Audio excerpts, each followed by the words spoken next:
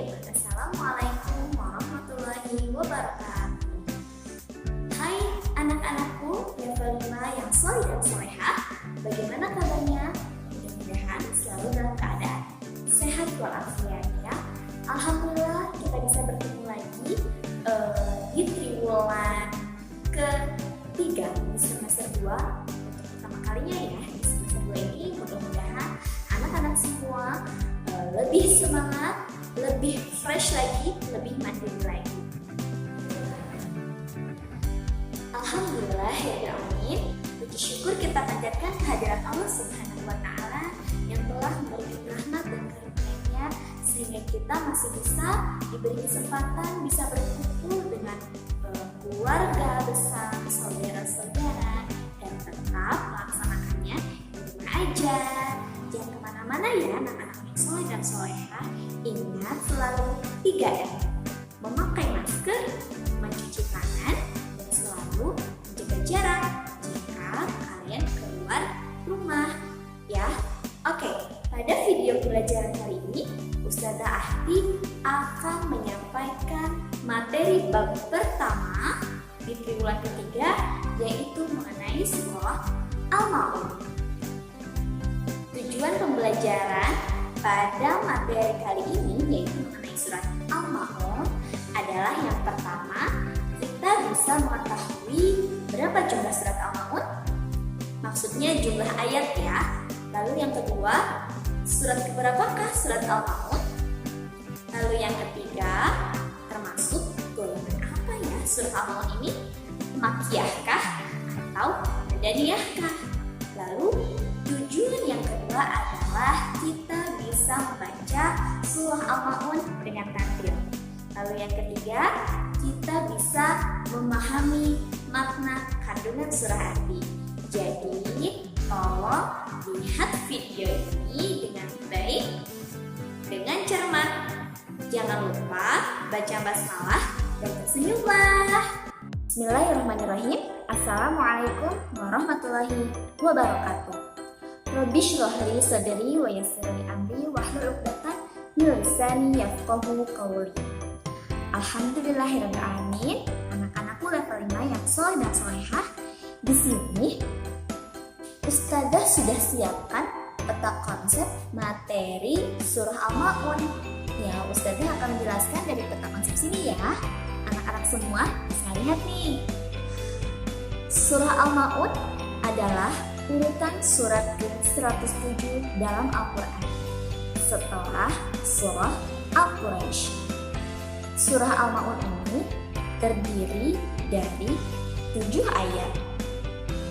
Surah Al-Ma'un ini memiliki arti barang-barang yang berguna.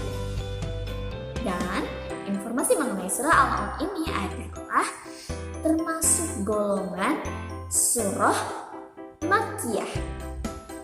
Ya, seperti yang sudah Ustazah pernah jelaskan seperti pada materi surah Atim yang lalu, sama ya. Golongan surah Atim adalah termasuk ke dalam golongan surah Makkiyah. Artinya, kenapa termasuk ke dalam golongan surah Makkiyah?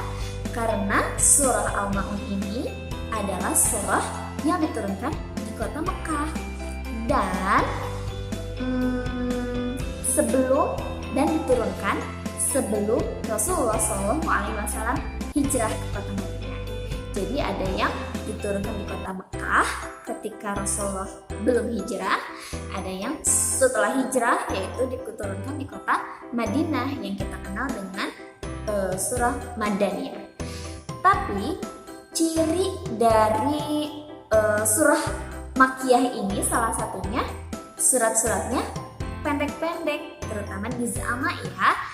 Banyak surat yang diturunkan di kota Mekah ya, yang termasuk ke dalam golongan surah Makkiyah. Nah, sekarang sudah tahu ya sedikit informasi mengenai surah Al-Ma'un.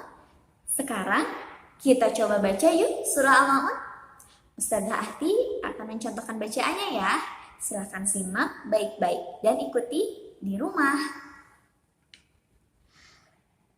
A'udzu billahi minasy syaithanir rajim. Bismillahirrahmanirrahim. Ara'aital ladzi yukadzibu bid-din fadzalikal ladzi yad'ul yatim wala yahuddu ala ta'amil miskin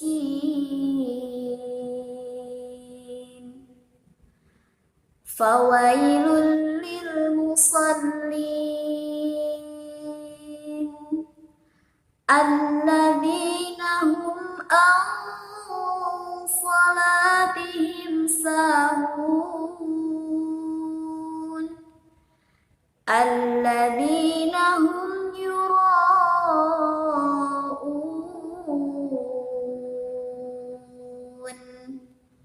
wa yamna'unal ma'un. Yang artinya, dengan menyebut nama Allah yang Maha Pengasih lagi Maha Penyayang. Tahukah kamu orang yang mendustakan agama? Maka itulah orang yang menghardik anak yatim dan tidak mendorong memberikan makan orang miskin. Maka celakalah orang yang sholat, yaitu orang-orang yang lalai terhadap sholatnya, yang berbuat ria dan enggan memberikan bantuan.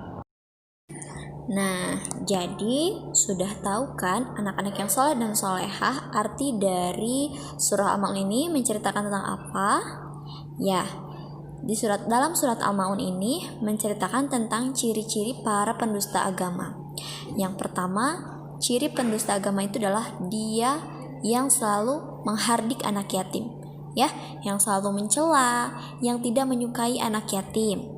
Nah, lalu yang kedua adalah tidak mau menyantuni orang miskin, tidak mau berbagi, tidak mau bersedekah. Wah, pokoknya kikir terhadap orang yang memberi, orang yang kesulitan maksudnya. Lalu yang ketiga adalah orang yang lalai dalam sholatnya. Orang yang lalai itu bisa dikatakan menunda-nunda waktu sholat. Lalu kadang kita misalnya lupa rakaat dalam sholat, itu bisa dikatakan lalai ya. Jadi ayo lebih khusyuk lagi dalam sholatnya. Lalu yang keempat adalah orang yang berbuat ria. Ria itu adalah pamer. Jika kita memiliki barang bagus atau sesuatu yang baru, kita tunjukkan agar kita dipuji. Lalu yang yang terakhir adalah tadi tidak mau memberikan bantuan. Lalu bagaimana agar kita tidak tergolong ke dalam ciri-ciri para pendusta agama itu? Tentunya kita harus sayang pada anak yatim, menyantuni anak yatim, lalu membantu orang miskin, jauhi sifat ria, dan tentunya melaksanakan sholat tepat waktu.